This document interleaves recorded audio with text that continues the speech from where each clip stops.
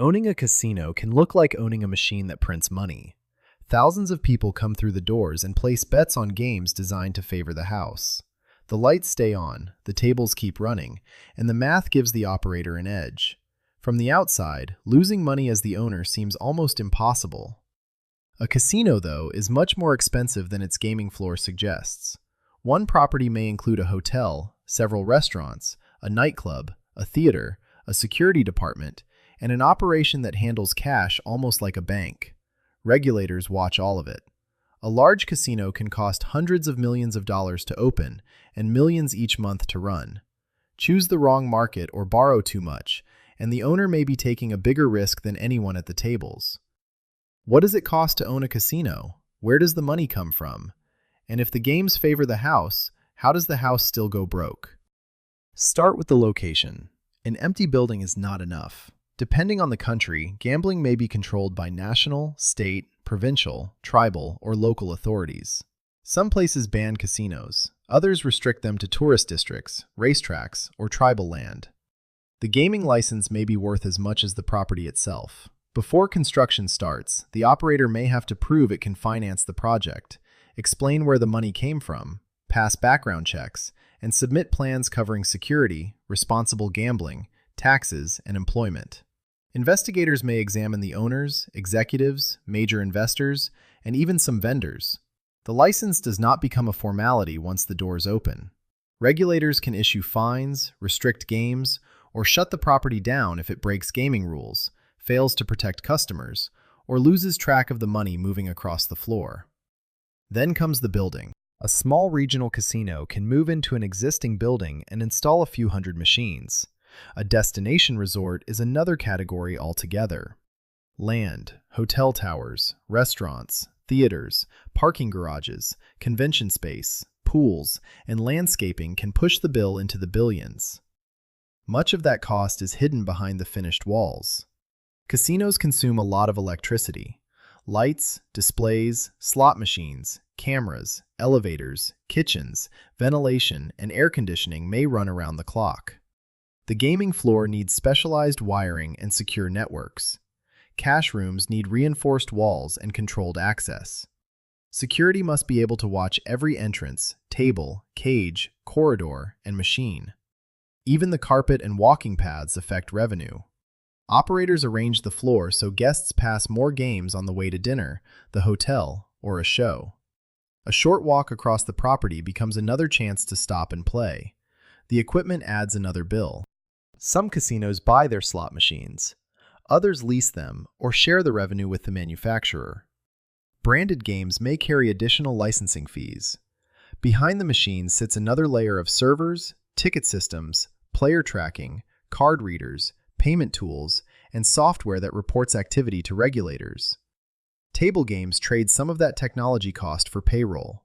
A blackjack table needs dealers, supervisors, chips, cards, and surveillance. It also needs enough players to justify staying open. Craps, roulette, baccarat, and poker require different crew sizes. When a table is quiet, the casino still pays the staff. A slot machine can keep taking bets with far less direct labor. That helps explain why slot machines occupy so much of the modern casino floor. They use relatively little space, operate continuously, and process thousands of small bets without a dealer. Within regulated limits, the operator can choose the machine's mathematical return. The player card records how long a guest plays, how much is wagered, and how often that guest returns. The amount inserted into a machine is not the casino's revenue. A guest may put $100 into a slot and receive most of it back through small wins.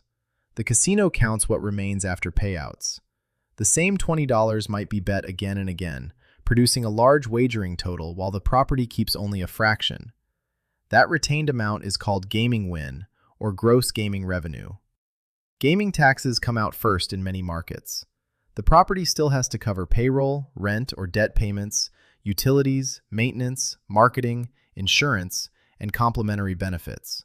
Over thousands of bets, the house advantage makes revenue fairly predictable. It does not protect the casino from short-term losses or a shortage of cash. A few high-value players can win millions in a single night. The casino needs enough cash and liquid reserves to pay them. When a whale asks to place an unusually large bet, management can accept it, lower the limit, or offset some of the exposure through an approved arrangement. Over time, results tend to move toward the mathematical average. Payroll and interest do not wait for that to happen. Labor is often the largest expense. A full-service property needs dealers and slot technicians on the gaming floor. It also employs security officers, surveillance analysts, cashiers, accountants, housekeepers, kitchen crews, servers, engineers, marketers, compliance staff, and managers. A casino that never closes needs several people to cover what looks like one position. Someone has to work nights, weekends, holidays, breaks, and vacations. Benefits, training, uniforms, and staff meals raise the cost further. The payroll grows before the building reaches full capacity. Guests see only a small part of the security operation. Theft is only one concern. Staff must watch for cheating, collusion, counterfeit chips, money laundering, underage gambling, advantage play, customer disputes, and fraud by employees. Cameras feed into a surveillance room. The cage tracks cash and chips, dealers count their inventories, and supervisors record activity at each table. Machines produce digital logs. Large or suspicious transactions may have to be reported to regulators or financial authorities. In practice, part of the casino operates like a bank hidden inside an entertainment venue. Guests have to trust that the games are fair. The machines follow approved rules, winnings will be paid, and personal information will stay private. A cheating or data scandal can cost far more than the money directly involved. Why add a hotel, restaurants, a pool, a theater, and a nightclub to an already expensive gaming floor? Because the casino wants a share of the entire trip. A hotel keeps guests on the property overnight. Restaurants stop them from leaving for dinner. Bars and clubs can produce strong margins, while conventions fill rooms during the week. Concerts and sporting events bring in people who did not plan a gambling trip. Stores may pay rent or share sales with the operator. Parking, resort fees, and spas bring in more money. At some destination resorts, those non-gaming businesses bring in as much money as the casino floor, or more. Some amenities lose money on purpose. A valuable player may receive a suite, dinner, transportation, tickets, or access to a private room without paying the listed price. Casinos call these benefits comps. The operator treats them as the cost of winning and keeping a customer. The casino estimates what a player is worth by looking at the game, average bet, speed of play, and time spent gambling. It can return part of that expected value through rewards while keeping the relationship profitable. Loyalty programs supply the data behind those decisions. A player card connects gambling activity with hotel stays, meals, and entertainment purchases. The casino can distinguish between a local guest who visits every month, a tourist who spends heavily once a year, and a customer who has quietly stopped coming. Offers can then be tailored to the person rather than sent to everyone. Promotions can also hide a weak business. A crowded gaming floor means little if guests came only for discounted rooms, free meals, and rewards that cost more than the gambling profit they produce. The owner has to know the profit attached to each visit, not just the number of people in the building. Consider a regional casino with $300 million in annual revenue. Gaming taxes may take a large share before ordinary expenses begin. Payroll can consume tens of millions. Marketing and comps remove another piece, followed by utilities, maintenance, insurance, technology, entertainment, and administration. If the property carries heavy debt, interest can absorb much of what remains. The income statement may show hundreds of millions in revenue and very little cash left for the owners. That makes debt especially dangerous in this business. Many casino costs barely move when revenue falls. A half-empty hotel still needs staff. A quiet gaming floor still needs security. The building keeps consuming electricity, and lenders keep collecting payments. When revenue rises, profit can grow quickly because many costs are already covered. When revenue falls, the losses grow just as quickly. Recessions reduce travel and discretionary spending. A new competitor can split a regional market almost overnight. Changes to taxes, smoking laws, tourism, or gambling rules can alter customer behavior. Online betting may reach new customers, while also giving existing ones a reason to stay home. Owners can get into trouble when they assume demand is unlimited. A casino often performs best when customers have few alternatives. If a region awards several new licenses, gambling spending does not automatically rise enough to support every property. The same customers are divided among more operators, and every operator still has a building, payroll, and debt to cover.